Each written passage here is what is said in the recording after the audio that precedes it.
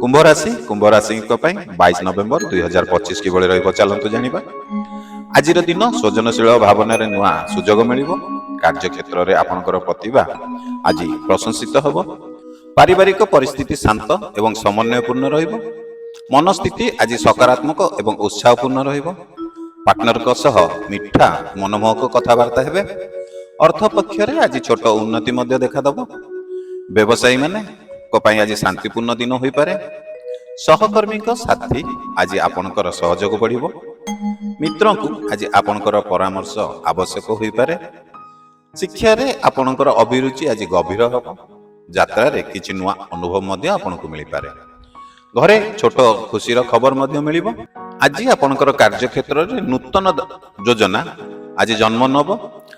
ଆଜି ଆପଣଙ୍କର ଯୋଜନା ଧୀରେ ଧୀରେ ଫଳଦାୟକ ହୋଇପାରେ।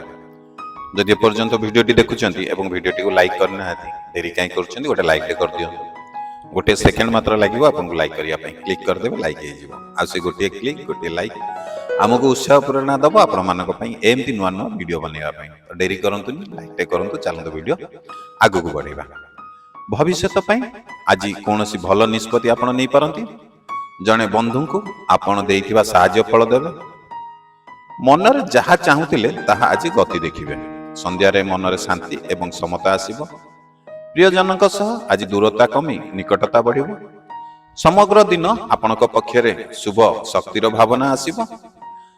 ଆଜି ଆପଣଙ୍କ ପାଇଁ ଶୁଭ ସମୟ ହେଉଛି ଦିନ 1:20ରୁ 3ଟା ପର୍ଯ୍ୟନ୍ତ। ଶୁଭ ରଙ୍ଗ ହେଉଛି ସବୁଜ ଏବଂ ହାଲକା ନୀଳ।